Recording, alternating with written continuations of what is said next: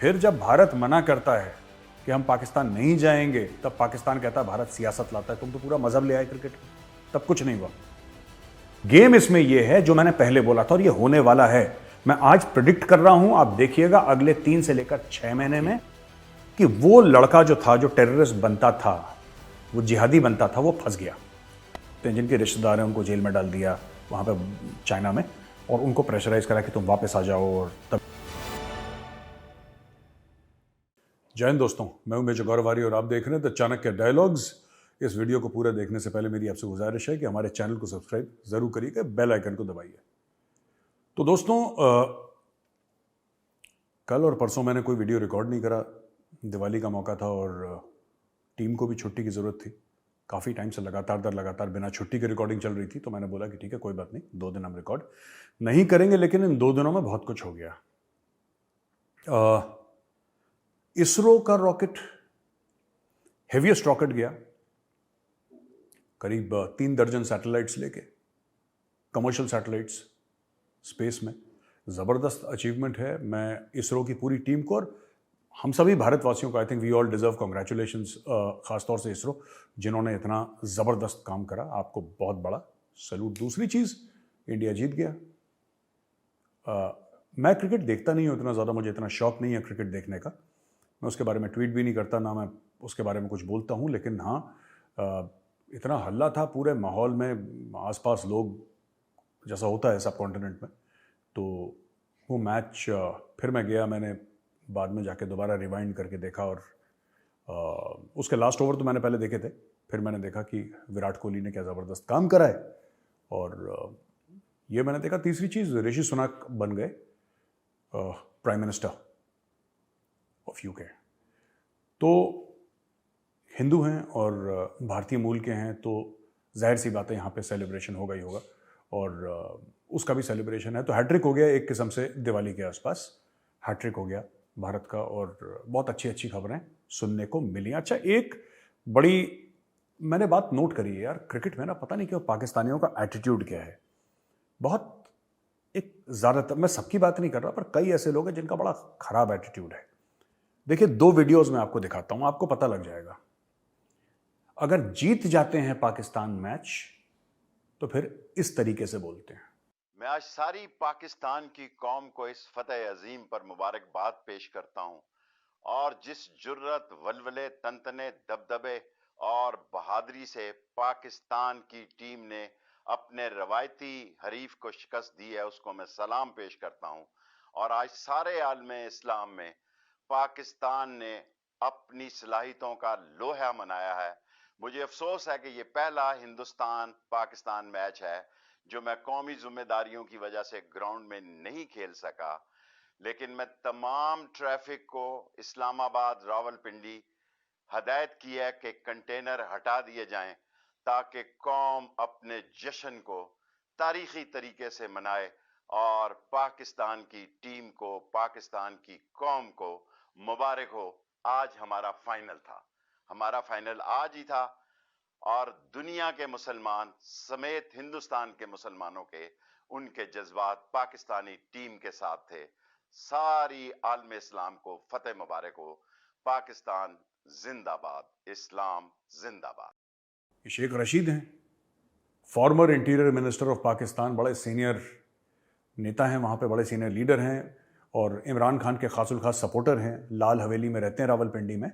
और इन्होंने साफ कह दिया कि साहब देखिए साहब, ये पुराने मैच की बात कर रहे हैं जिसमें भारत हारा था, कि ये तो इस्लाम की जीत है। मैं सारे मुसलमानों को मुबारकबाद देता हूँ, इस्लाम की जीत है। तो जब पाकिस्तान मैच जीतता है तो वो इस्लाम की जीत हो जाती है। जब पाकिस्तान मैच हारता है तो ये वीडियो देखिए, फिर ये चीज़ हो जाती है कि अरे ये तो क्रिकेट है, कोई ना कोई तो जीतता है, कोई ना कोई तो हारता है। मैं ये नहीं कह रहा कि ये इस्लाम की जीत हर एक पाकिस्तानी ऐसा बोलता है, लेकिन जितने भी पाकिस्तानी बड़े लोग हैं, जो बड़े बड़े लेजेंड्स हैं पाकिस्तान के, पाकिस्तानी क्रिकेट के, पॉलिटिकल स्फेयर के, और किस्म के स्पोर्ट्समैन, और जो टेलीविजन एंकर्स हैं, ये सब, उनको भी बोलना चाहिए था, साफ तौर से कंडेम करना चाहिए था शेख रशीद का, कि शेख साहब ये कोई इस्लाम की जीत नहीं, क्रिकेट मैच है, इसको क्रिकेट मैच रहने दो। फिर जब भारत मना करता है कि हम पाकिस्तान नहीं जाएंगे, तब पाकिस्तान कहता है भारत सियासत लाता है। तुम तो पूरा मजहब ले आए क्रिकेट में, तब कुछ नहीं हुआ। और जब इसने बोला था इस्लाम की जीत है, तब ये सिटिंग इंटीरियर मिनिस्टर था पाकिस्तान का। ऐसा भी नहीं कि साबिक रिटायर्ड या फॉर्मर, ऐसा कुछ नहीं। उस समय था ये इंटीरियर मिनिस्टर पाकिस्तान का और इमरान खान के बहुत करीबी, बहुत ज्यादा करीबी। इस बंदे ने उस समय बोला कि इस्लाम की जीत है, तब पाकिस्तान में किसी ने कंडेम नहीं करा और किसी ने यह नहीं बोला कि सर, किसी ने मतलब कि हो सकता है आम आदमियों ने कंडेम करा होगा, लेकिन किसी पॉपुलर फेमस पर्सनालिटी को तो मैंने नहीं सुना बोलने कि शेख साहब क्या बेवकूफ़ी की बात कर रहे हैं, इसमें इस्लाम कहाँ से आ गया, ये तो क्रिकेट है। क्रिकेट में मजहब नहीं डालना चाहिए आपको। अब इंडिया ने मना कर दिया, हम नहीं जाएंगे, कह रहे हैं तुमने सियासत डाल दी। तुम मजहब डालो तो ठीक है, और फिर हमसे कहते हो हमने सियासत डाल दी। यार ये कौन सी बात हो गई। अच्छा, इसमें एक और चीज है कि सुंदर पिचाई को एक बंदे ने, ये बड़ा फेमस हो गया इंटरनेट पे, मैं आपको फिर से पढ़ के बताता हूं। सुंदर पिचाई को सुंदर पिचाई ने बेसिकली जाहिर सी बात है एक ट्वीट करा था, और उस ट्वीट में ही हैड रिटन सिंपल सी बात करी थी सुंदर पिचाई ने कि happy Diwali, hope everybody is celebrating has great time with your friends and family. I celebrated by watching the last 3 overs again today, what a game and what a performance. तो एक मोहम्मद शाहजेब हैं, ये पूरा मैं आपके सामने ट्रांसक्रिप्ट डाल रहा हूं स्क्रीन पे। मोहम्मद शाहजेब हैं जो कहते हैं you should watch first 3 overs. उसके बाद सुंदर पिचाई ने बोला कि हाँ मैंने देखे थे, did that too, what a spell from Bhuvi and Arshdeep. मैं देखिए बड़े क्लासी तरीके से उन्होंने बोला। मैं मोहम्मद शाहजेब को एक बात बोलना चाहता हूं, यार शाहजेब भाई ऐसा है, आपको सुंदर पिचाई ने पर्सनली जलील करा है। ये बात आपको समझनी पड़ेगी कि आपके लिए बड़े एजाज की बात है, बड़े फक्र की बात है, बड़े गर्व की बात है कि नहीं भाई। अभी तक तो आपको छोटे मोटे लोग जलील कर रहे थे, आपको सुंदर पिचाई ने जलील करा है। आप चुनाव लड़ लो पाकिस्तान से, मैं बता रहा हूं जीत जाओगे, ठीक है। चुनाव चिन्ह गूगल या अल्फाबेट जो आपको लगाना है लगाओ, और सुंदर पिचाई की फोटो लगाना, बोलना मुझे वोट दो क्योंकि इस आदमी ने मुझे, आपके लिए बहुत बड़ी बात है, never has a Pakistani been insulted. जो नॉन हेड ऑफ स्टेट, आपके प्रधानमंत्री और राष्ट्रपतियों तो जलील होते रहते हैं दुनिया भर के हेड ऑफ स्टेट से, लेकिन एक कॉमन पाकिस्तानी को कभी इतने बड़े आदमी ने जलील नहीं करा, नॉट टू माई नॉलेज। तो मुझे लगता है मोहम्मद शाहजेब साहब आप लकी हैं, आपकी लॉटरी निकली है। सुंदर पिचाई ने आपको जलील करा है, पर्सनली जलील करा है आपको रिस्पॉन्ड करके। तो मुझे लगता है कि आपको चुनाव के लिए खड़ा होना चाहिए। हो सकता है पाकिस्तान के अगले प्रधानमंत्री आप बन जाएं शहबाज शरीफ के बाद, इट्स हाईली पॉसिबल। अच्छा दोस्तों, मैं आपको एक बात बताना चाह रहा था। ये इंडिया में ना कुछ समय पहले जब पाकिस्तान को रिसीव करा था 400-450 मिलियन जो अमेरिका से जो एड मिला था ना, उसके बारे में, F-16 के बारे में, तो इंडिया की फॉरेन मिनिस्ट्री ने भी, मैं तब भी बोला था, मैंने तब भी बोला था फॉरेन मिनिस्ट्री भी गलत नहीं है, क्योंकि पाकिस्तानियों का कोई भरोसा नहीं, आप विश्वास नहीं कर सकते, ठीक है। आप उनको उस्तरा दो दाढ़ी बनाने के लिए, हो सकता है किसी का गला काट दें, that is highly possible with Pakistanis, they can not be trusted. But मैंने बात बोली थी, अब मैं आपको दिखाना चाहता हूं। उस जमाने में स्पोक्स पर्सन थे यूएस स्टेट डिपार्टमेंट के नेड प्राइस ने यह बात बोली थी 14 सितंबर को। आप ये देख लीजिए किस तरीके से अमेरिका माहौल बना रहा है, बड़ा इंपॉर्टेंट है, ध्यान रखिएगा। F-16 काफी सारे हैं पाकिस्तान के पास, उसके स्पेयर पार्ट्स पाकिस्तान के पास नहीं, उसके रिपेयर और मेंटेनेंस का कोई तरीका नहीं, बड़े परेशान अमेरिका के पास जाते हैं। अमेरिका कहता है 400-450 मिलियन, लिटरली $500 बिलियन तुम लो और अपने जो एयरक्राफ्ट हैं उसको दोबारा उड़ाना शुरू करो। पाकिस्तान जबरदस्त खुश। इंडिया में इस बात का गुस्सा कि आप पाकिस्तान को, वो आपको पता है कैसे लोग हैं वो क्या करेंगे उसका। और उस समय भी मैं कह रहा था, उस समय भी मैं यही बात कह रहा था कि अमेरिका जो है, पाकिस्तान क्या है, पाकिस्तान उस लालची मछली की तरह है जो आप उसको ना हुक, जो कांटा नहीं होता, कांटे में थोड़ा सा आटा लगा के या कोई कैंचुआ लगा के फेंको, ये पक्का लपकेगा। ये देखते नहीं है कि ऐसा इतने आसानी से हमें क्यों मिल रहा है, ठीक है। अब मैं आपको प्रूफ देता हूं कि पाकिस्तान कैसे फंसा है। ये देखिए, ये तो सितंबर 14 की बात है। सितंबर 14 में ये सब हो गया था। सितंबर 14 में होने के बाद अब दोस्तों ये आया है नया ड्रामा। ये मैं कोट कर रहा हूं जियो न्यूज से। TTP attacks in Pakistan a major concern, US Afghan envoy. तो वहां का जो ऑनवॉय है उसका नाम है deputy assistant secretary for Afghanistan है, US state department special representative and deputy assistant secretary for Afghanistan Thomas West. ये कहता है कि Pakistan has been dealing with increasing attacks led by the banned Tehrik Taliban Pakistan, calling it a major concern. अब देखिए net price ने क्या बोला। नेट प्राइस ने यह बोला कि पाकिस्तान को हमने एंटी टेरर ऑपरेशंस के लिए दिया है, ठीक है। और ये जो बंदा है टॉमस वेस्ट कहता है कि यार टीटीपी की तरफ से बड़ा खतरा है। यानी कि अमेरिका के दो जो स्पोक्स पर्सन कह लीजिए या ओहदेदार कह लीजिए, वो कहते हैं कि साहब पाकिस्तान को टेरर से खतरा है। आप गेम समझ रहे हैं? गेम इसमें यह है जो मैंने पहले बोला था और यह होने वाला है। मैं आज प्रिडिक्ट कर रहा हूं, आप देखिएगा अगले 3 से लेकर 6 महीने में यह कार्रवाई शुरू होगी। मैं आज बता रहा हूं आपको। और कार्रवाई क्या है? कार्रवाई यह है कि इमरान खान ने बोल दिया एब्सोल्युटली नॉट। टीवी एंकर को भी बोल दिया और हम मान के चलते हैं अमेरिका को भी बोल दिया। देखिए छोटी सी क्लिप इमरान खान की। Will you allow the American government to have CIA here in Pakistan to conduct cross-border counter-terrorism missions against Al-Qaeda, ISIS, or the Taliban? Absolutely not. There's no way we're going to Seriously? allow any bases, any sort of action from Pakistani territory into Afghanistan. Absolutely not. देखा आपने, इमरान खान ने बोल दिया absolutely not. फिर शहबाज शरीफ ने भी बोल दिया कि हम ड्रोन के बेसिस नहीं देंगे। ये शहबाज शरीफ का देख लीजिए। अब उस जमाने में वो प्रधानमंत्री था, उसने बोला, अब ये प्रधानमंत्री इसने बोला। अच्छा, पाकिस्तान ने मना कर दिया। हो सकता था कि पाकिस्तानी फौज इनसे बोलती कि क्या बकवास कर रहे हो, अमेरिकन से तो हमें मोटे पैसे मिलते हैं, हथियार मिलते हैं, हम इनको एब्सोल्युटली नॉट कैसे बोल सकते हैं। लेकिन क्या करा कि इमरान खान ने पूरे पाकिस्तान में एक अवेयरनेस पैदा करी इस मामले को लेकर। या इमरान खान ने बोला कि नहीं होना चाहिए, नहीं होना चाहिए, ऐसा नहीं होना चाहिए, हम नहीं देंगे ड्रोन बेसिस। चाहे अमेरिका ने मांगे हो ना मांगे हो, उसने गंद फैला दी पूरी। अवेयरनेस क्या पहले तो देता ही आ रहा था, मैं इसलिए अवेयरनेस बोल रहा हूं।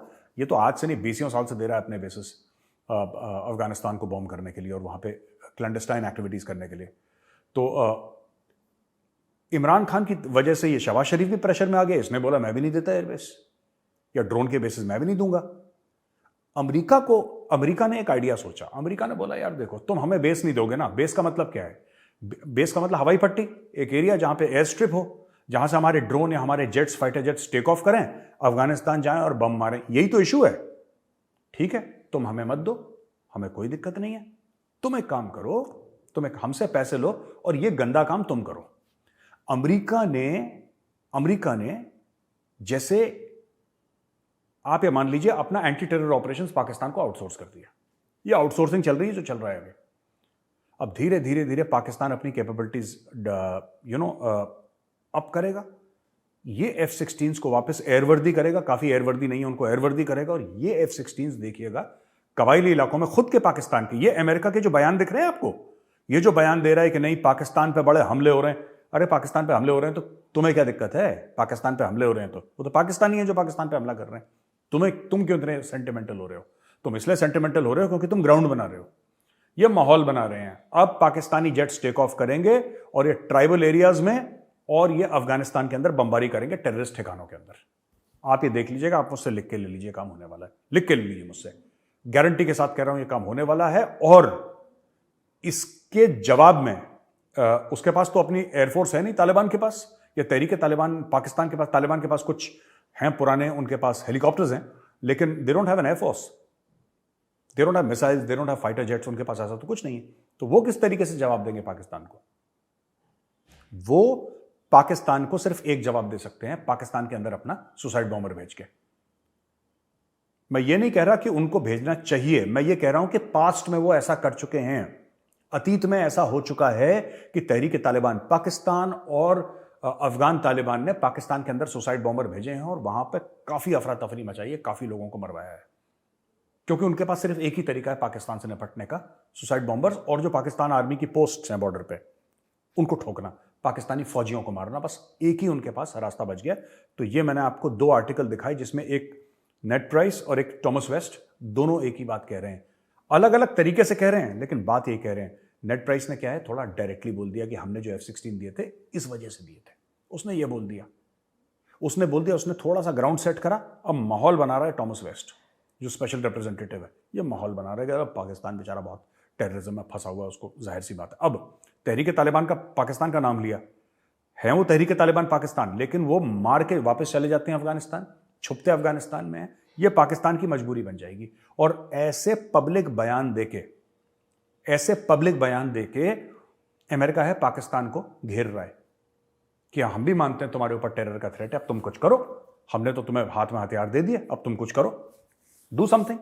अब ये अमेरिका भी इसके ऊपर प्रेशर डाल रहा है। ऐसा ही प्रेशर कश्मीर में आपने कई आतंकवादियों की सोशल मीडिया पे फोटो देखी होगी, है ना, ऐसे उंगली ऊपर करते हुए तौहीद, ये हाथ में AK-47 लेके, या काफ़ी आप सोशल मीडिया पे जाएंगे, एक ज़माने में, अब तो सब मरमुरा गए तो इतने है नहीं वहाँ पे आतंकवादी कि अपनी फोटो में डालें, लेकिन जिसने फोटो डाली वो निपट गया। लेकिन fact of the matter is, आपने एक ज़माने में देखा होगा, आज से 1-1.5-2 साल पहले, खासतौर से 370-35 से हटने के पहले आपने कई सारी सोशल मीडिया पर फोटोज़ देखी होंगी। ये बुरहान वानी 2016 के पहले अपनी फोटो डाल रहा है, कोई फलाना ढिमका अपनी फोटो, ये क्यों डालते थे फोटो? आपको पता है क्यों डालते थे? बुरहान का कारण तो अलग था, उसकी वजह अलग थी, लेकिन बाकी लोग क्यों डालते थे? ये एक्चुअली खुद नहीं डालते थे फोटो। ये इसमें से आप देखना, सेल्फियां बहुत कम होती थी, ये फोटो खिंचवाते थे अपनी। और इनके जो सरगना थे, इनके जो लीडर थे, इनके जो टेररिस्ट हेड थे, वो नया टेररिस्ट कोई आया, उसकी फोटो खींची और सोशल मीडिया पर डाल दी। उससे 2-3 चीजें होती हैं। पहली चीज तो ये होती है कि दुनिया को यह पता लग जाता है कि हमारे पास एक और लड़का आ गया, ठीक है। इनका कभी चेहरा नहीं ढकते थे, उनका फेस दिखा के फोटो खींचते थे, पूरे हथियार के साथ, पूरे हथियार के साथ, कि आइडेंटिटी आपको समझ में आ जाए। तो इससे 2-3 चीजें होती थी। पहली चीज क्या होती थी कि सबको पता लग जाता था कि नया रिक्रूट हमारे पास आया, यानी हमारी तादाद भी बढ़ रही है, पहली चीज। दूसरी चीज जो सबसे ज्यादा खतरनाक थी, कि वो लड़का जो था, जो टेररिस्ट बनता था, वो जिहादी बनता था, वो फंस गया, क्योंकि वो पुलिस और आर्मी भी मॉनिटर कर रही है, और आर्मी और पुलिस अब इसके पीछे पड़ गए। यानी कि इसके घर वापस जाने के सारे रास्ते उसी के टेररिस्ट के माई बाप ने ही बंद कर दिए। कहीं कोई ना माँ उसको फोन करे, बोले बेटा तू वापस आ जा, बेटा मैं तुझे बहुत मिस कर रही हूँ, घर में तेरा बुढ़ा बाप है, बीमार है, उसको अस्पताल कौन ले जाएगा, ये सब चीज़ें लोग बोलते हैं। तो जिससे कि ऐसे कई केस हो चुके हैं कश्मीर में कि लोग माँ बाप की बात सुन के, खासतौर से माँ की बात सुन के, टेररिस्ट वापस घर चला गया हथियार वथियार डाल के, अब वो दुकान में बैठा है या कुछ अपना नॉर्मल काम कर रहा है। तो ये आतंकवादी संगठन नहीं चाहते, तो वो लोग क्या करते थे, फोटो पहले ही डाल दो, आर्मी को पता लग जाएगा, क्योंकि आर्मी इंटरनेट मॉनिटर कर रही है, और CRPF मॉनिटर कर रही है, और JNK पुलिस मॉनिटर कर रही है, SOG जो है, जो सबसे ज़्यादा एंटी टेररिस्ट कार्रवाई करती है, that is SOG, JNK police की SOG उनको देख रही है। ये सब जब एक बार चीज़ें क्लियर हो गई, तो फिर उसके पास कोई पीछे जाने का रास्ता कश्मीर में नहीं होता था। यही कश्मीर वाली कार्रवाई अमेरिकन ने पाकिस्तान के साथ कर दी। पाकिस्तान को 450 मिलियन तो दे दिए, लेकिन पब्लिक में इतने बयान दे दिए कि अब पाकिस्तान करे तो क्या करे। हां, पाकिस्तान को बहुत खतरा है, हां तहरीक-ए-तालिबान पाकिस्तान वाले पाकिस्तान को मार रहे हैं, हां अफगानिस्तान से पाकिस्तान को बड़ा खतरा है, ये बोल बोल के एक माहौल सेट कर दिया कि भैया ऐसा है कि अब हमने तुम्हें बता दिया है, अब तुम्हें कार्रवाई करनी पड़ेगी। आप देखिएगा 3 से लेकर 6 महीने में पाकिस्तान जरूर इसके ऊपर कोई ना कोई कार्रवाई करेगा, इसकी अब मजबूरी बन जाएगी। दोस्तों, एक बहुत पुरानी कहावत है, beware of Greeks carrying gifts. जिसने भी ट्रोजन हॉर्स की कहानी सुनी है और ट्रॉय की कहानी सुनी है, उसको पता होगा मैं किस रेफरेंस से बात कर रहा हूं। अच्छा यार, ये एक और चीज आई, मुझे बड़ी अटपटी सी लगी है। अरशद शरीफ एक टीवी एंकर था पाकिस्तानी, जिसको मार दिया। कीनिया गया था तो मिस्टेकन आइडेंटिटी में मार दिया, और बुरा हुआ उसको, बेचारे को फंस गया वहां पे जाके। और शहबाज शरीफ का ट्वीट है, देखिए ये मैं ऊपर डाल रहा हूं, शहबाज शरीफ का ट्वीट।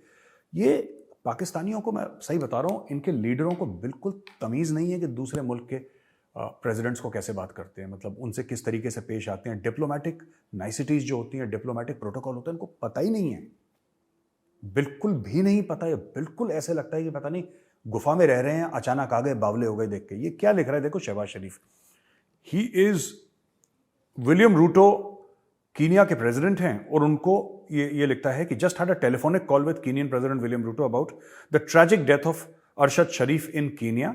वो फ्लैग बना रखा है कीनिया का ना। I requested him to ensure fair and transparent investigation to shocking incident. Fair and इनको लगता है हर एक मुल्क पाकिस्तान जैसा है कि यहां पे फेयर और ट्रांसपेरेंट नहीं होगा। आप देखिए, आई requested him for an investigation भी लिख सकते थे, फेयर एंड ट्रांसपेरेंट क्या? आप क्या कीनिया को यह कहना चाहते हैं कि उनका इन्वेस्टिगेशन जो होगा फेयर एंड ट्रांसपेरेंट नहीं होगा? आपने हर मुल्क को पाकिस्तान समझ रखा है, ये क्या बात है?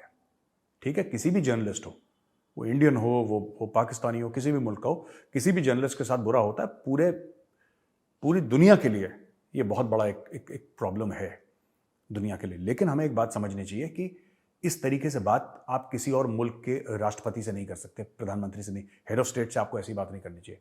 Ensure of free and fair transparent, जैसा पता नहीं हुक्म दे रहा होगा उसको। तो ये एक और चीज थी। अच्छा, ये एक और खबर आई है और फिर ये चाइना पे मैं जा रहा हूं दोस्तों। आज की बाकी की 2 खबरें और मैंने आपको देनी है। ये जो है ये चाइना को लेके है। 2 चाइनीज नेशनल्स को ना FBI ने पकड़ लिया। जो फेडरल ब्यूरो ऑफ इन्वेस्टिगेशन है, जो वहां का CBI है अमेरिका का, उसने पकड़ लिया और वो घूसखोरी कर रहे थे चाइनीज। बड़ा एक अजीबोगरीब ऑपरेशन उन्होंने रन करा। 2 लोग थे, एक का नाम था गाओचुन ही और जेंग वांग। जेंग वांग तो ठीक है, गाओचुन ही ज्यादा नहीं हो गया? ये कैसा नाम है गाओचुन ही? एनीवे, इसने क्या करा कि ये दोनों के दोनों ने एक ऑफिशियल को पैसे दिए, ठीक है, $41,000 दिए बिटकॉइन में। सोच लो, $41,000 इन्होंने दिए बिटकॉइन में। एक क्लासिफाइड पेज था जो कि सीक्रेट था, गोपनीय था, उसकी फोटोग्राफ, और उसको और भी चीजें दी, कुछ ज्वेलरी वलरी दी और कुछ और कैश दिया, ये सब दिया। ये चल रहा था।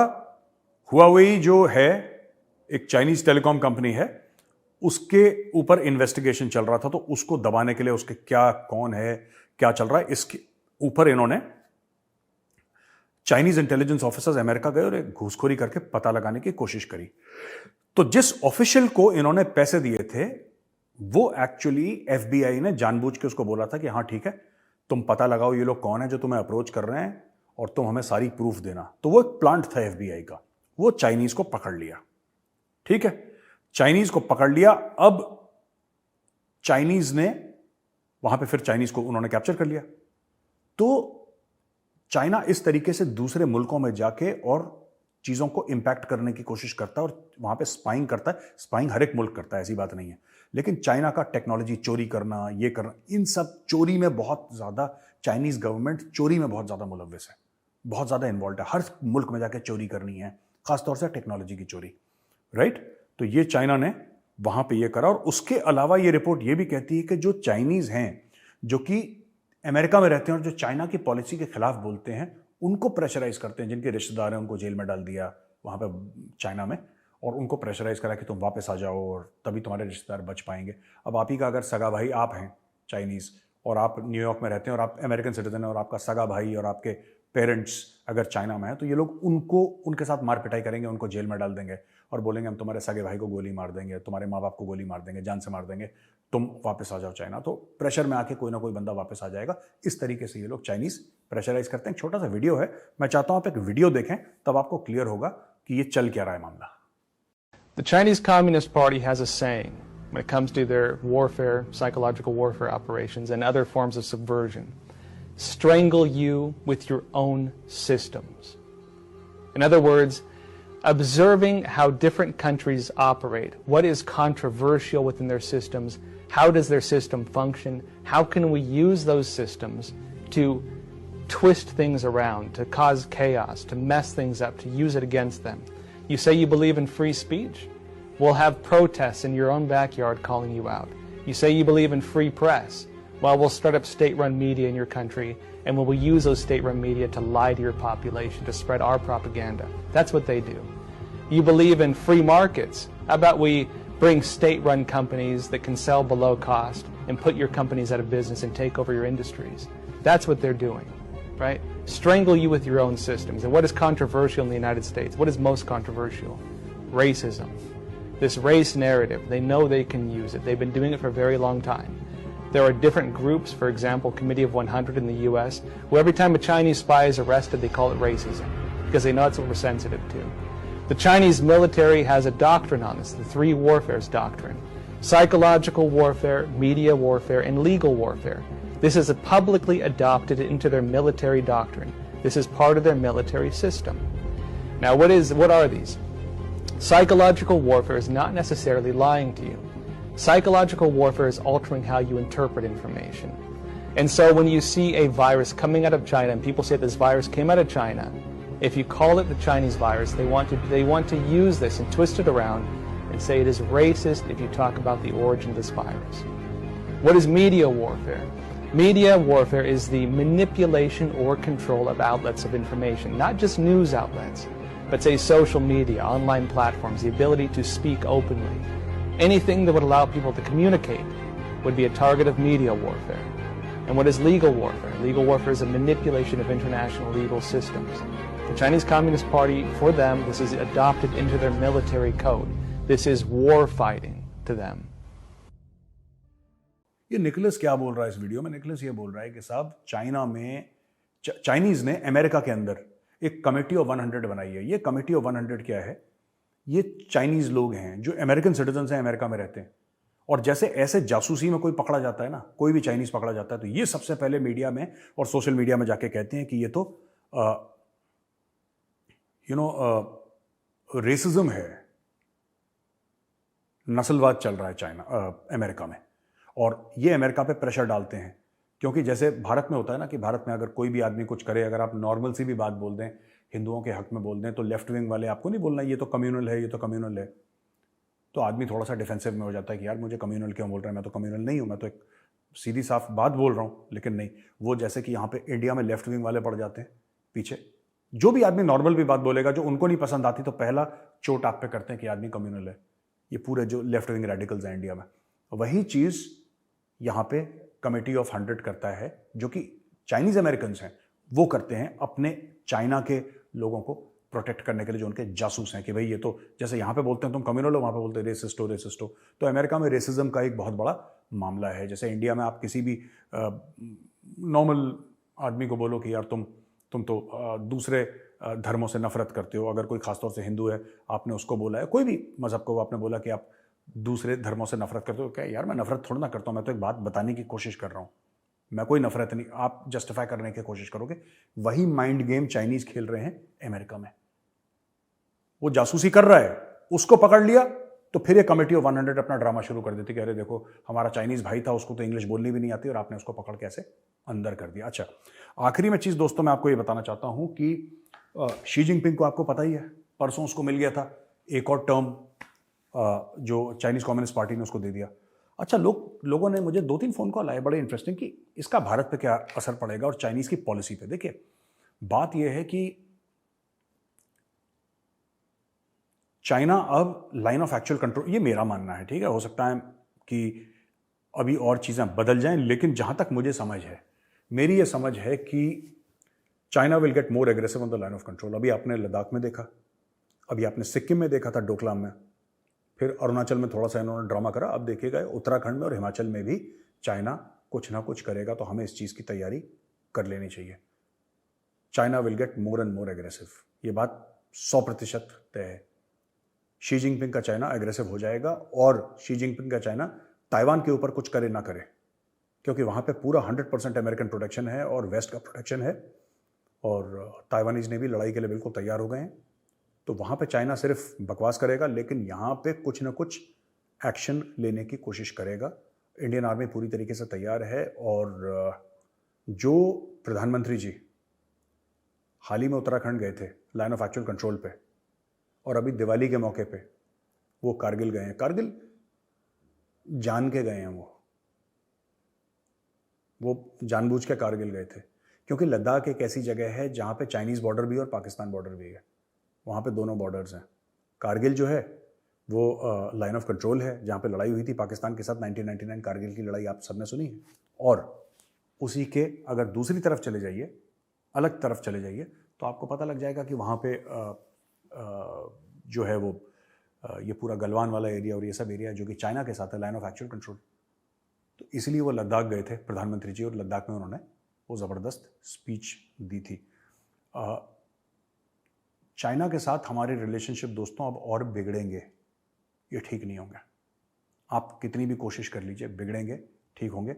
और मैं अक्सर कॉर्पोरेट टॉक्स करता हूँ, मैं अलग अलग कंपनियों में जाता हूँ, मुझे बुलाया जाता है, इनवाइट करा जाता है टॉक्स के लिए, मैं जाता हूँ। तो मुझे कई बार लोग पूछते हैं कि साहब ये चाइना से हम लोग माल खरीदते हैं, क्या हमें रोक देना चाहिए? देखिए साहब, आपका डिपेंडेंस चाइना के ऊपर इतना ज़्यादा हो गया है कि अगर आप आज माल बिल्कुल ज़ीरो कर देंगे चाइना से, तो आपको हो सकता है आपके बिजनेस में कुछ ना कुछ प्रॉब्लम होगी। मुझे नहीं पता किस लेवल पे प्रॉब्लम होगी, क्योंकि आपका बिजनेस आप बेहतर जानते हैं। लेकिन जो लोग हैं जो सिर्फ चाइना से खरीद के यहां पे बेच रहे हैं, जो ट्रेडिंग कर रहे हैं, उनको तो दिक्कत होगी। ये बात तय है। आप मान के चलिए चूड़ियां कस दी जाएंगी और आपको बहुत ज्यादा दिक्कत होगी, बहुत ज्यादा आपको प्रॉब्लम होगी। पहली चीज वो। दूसरी चीज, जो मैन्युफैक्चर कर रहे हैं, जो पार्ट्स मंगवाते हैं, मैं ट्रेडर्स की बात नहीं कर रहा, मैन्युफैक्चरर्स हैं, जो पार्ट चाइना से सस्ता मिला, आपको एक काम करना चाहिए कि आपको ये कोशिश करनी चाहिए बाकी जो बॉडीज हैं उनसे मिलके कि ये पार्ट भारत में कैसे बन सकता है, क्योंकि आप जितना चाइना को एनकरेज करेंगे, सरकार के तो हाथ बंधे हुए हैं। एक सरकार, क्योंकि जो वर्ल्ड ट्रेड ऑर्गेनाइजेशन है या ट्रेड के कुछ ऐसे सिग्नेटरीज होती हैं सारी दुनिया में, सारे देश, कि आपकी कितनी भी दुश्मनी हो जाए, जब तक आप बिल्कुल ही जैसे पाकिस्तान और इंडिया वाला मामला नहीं हो गया, अक्सर मुल्क अवॉइड करते हैं, ठीक है। और जो भारत मंगवा रहा है, जो सामान चाइना से मंगवा रहा है, वो क्या है? ट्रेड। कहते हैं सरकार क्यों नहीं सरकार थोड़ा ना मंगवा रही है वो चीज़ें, सरकार थोड़ा ना मंगवा रही है, वो तो भारत के बिजनेसमैन है जो मंगवा रहे हैं। लोग कहते हैं सरकार बैन क्यों नहीं कर देती? अरे सरकार बैन तो कर ही सकती है, बात वो नहीं है, लेकिन मंगवा कौन रहा है? आप ये हमें ये देखना है ना कि मंगवा कौन रहा है। ये बिजनेसमैन में, जो हमारे बिजनेसमैन हैं, इंडस्ट्रियलिस्ट हैं, उनके अंदर एक जागरूकता होनी चाहिए कि यार हमें ना चाइना से नहीं लेना माल, हमें चाइनीज़ फ़ोन इस्तेमाल नहीं करना, चाहे वो इंडिया में ही क्यों ना बने हो। हमें चाइनीज़ फ़ोन इस्तेमाल नहीं करने, हमें चाइनीज़ प्रोडक्ट्स, चाइनीज़ ब्रांड इस्तेमाल नहीं करने। और जो हमें, मैं आम हिंदुस्तानियों के लिए बोल रहा हूँ, जो सामान चाइना से अगर हम कोई, लेट से कोई कुछ भी बना रहा है, you know, he is making a certain product, आप हर समय देखिए उसको कि वो मेड इन चाइना तो नहीं लिखा उसके ऊपर। आप बाजार जाते हैं, उसके ऊपर कंट्री ऑफ ओरिजिन का स्टैंप रहता है, तो आप देखिए अगर मेड इन चाइना है, मना करिए दुकानदार को। 100 लोग दुकानदार को मना करेंगे, मेड इन चाइना सामान रखना बंद कर देगा। ऐसे होता है पब्लिक बॉयकॉट चाइना का, और ऐसे चाइना पर नकेल कसी जाएगी। सिर्फ ये कहना सरकार क्यों नहीं बंद कर देती, सरकार के मतलब बाकी सब लोग अपनी लालचें पूरी करें और सरकार क्यों नहीं बंद कर देती। हमें अंदर देखना है कि हम क्यों नहीं बंद कर देते भाई। ये जो सामान है, ये जो सामान बाहर से आ रहा है, सरकार थोड़ा ना बुलवा रही है कि जी हमें फाइटर जेट खरीदने हैं चाइना से, हमें टैंक खरीदने हैं चाइना से, या हमें कुछ खास चीज़ें चाइना से खरीदनी नहीं। सरकार ने, ये तो 99% इसमें बिजनेसमैन मंगवा रहे हैं। हाँ, सरकार ने भी मंगवाई होंगी कुछ ना कुछ चीज़ें चाइना से, मना नहीं कर रहा, मैं ये नहीं कह रहा कि सरकार ने बिल्कुल नहीं करा, पर इसमें जो मैक्सिमम है वो हमारे बिजनेसमैन। तो मैं उन भाइयों से रिक्वेस्ट करूंगा कि आप ऑल्टरनेट ढूंढिए, इसका ऑल्टरनेट ढूंढिए। चाइना को सब लोग कह चुके हैं, अमेरिका कह चुका है, यूरोप कह चुका है, इंडिया कह चुका है, this is the most dangerous country in the world. China किसी का सगा नहीं है, is the most dangerous country in the world. और सबसे ज़्यादा नुकसान आप देखिएगा भारत को, अगर कोई मुल्क पहुंचाना चाहता है और पहुंचाने की सलाहियत रखता है, कैपेबिलिटी रखता है, वो चाइना है। तो ऐसा कुछ मत करिए जिससे चाइना के हाथ मजबूत हो, ठीक है। अगर आप ऐसा करेंगे फिर वो, और ये बात मुझ पे भी लागू है, ये बात मुझ पे भी लागू है, ये बात हम सब पे लागू है कि हम घर में ऐसी चीज़ ना लाएं, कोई भी अपने घर में ऐसी चीज़ जो मेड इन चाइना हो। मैं तो अपने घर में, मैंने बहुत टाइट कर रखा है मामला, मैं कोशिश करता हूँ पूरी। मैं ये नहीं कह रहा कि 100% मैं बिल्कुल मैंने सैनिटाइज ही कर दिया है, लेकिन मैंने पूरी कोशिश करी। और जहाँ पर मैं जिससे मिलता हूँ, गली मोहल्ले में जब भी कोई जाता हूँ, तो मैं ज़रूर, अगर मुझसे कोई बात करते, लोग देखते हैं टेलीविज़न पे, मैं उनसे ज़रूर बोलता हूँ यार कि अगर आपके घर में कोई भी चाइनीज़ प्रोडक्ट है ना, मैं ये नहीं कह रहा आप उसको फेंको, लेकिन 1-2 साल के बाद जब वो प्रोडक्ट ख़राब होगा ना, तो आप उसके एवज़ में, जो उसकी रिप्लेसमेंट में आप जो चीज़ लाएंगे, वो आप मेक इन इंडिया वाली जो भी है, मेड इन इंडिया चीज़, वो लेकर आना। गांधी जी ने यही काम करा था जब सत्याग्रह की बात हुई थी ना, जब इंग्लैंड में बनी जो थाने थी जिनके कपड़े बनते थे, जब खादी आया हमारे देश में, तो यही तो काम करा था जो हमारे स्वतंत्रता सेनानी थे। उन्होंने होली जला दी पूरी अंग्रेजी कपड़ों की और अंग्रेजी सामानों की। उन्होंने, जिसको कहते हैं ना कि बिल्कुल जैसे होली से एक दिन पहले नहीं, होलिका दहन जो होता है, उस टाइप का उन्होंने बड़े बड़े पहाड़ बनाए कपड़ों के, लोगों ने अपने कपड़े वपड़े फेंके उसके अंदर और आग लगा दी पूरी, ये दिखाने के लिए कि हम अंग्रेज़ों का सामान नहीं इस्तेमाल करेंगे। उसी प्रकार से हमें ये करना पड़ेगा अगेंस्ट चाइनीज़ गुड्स।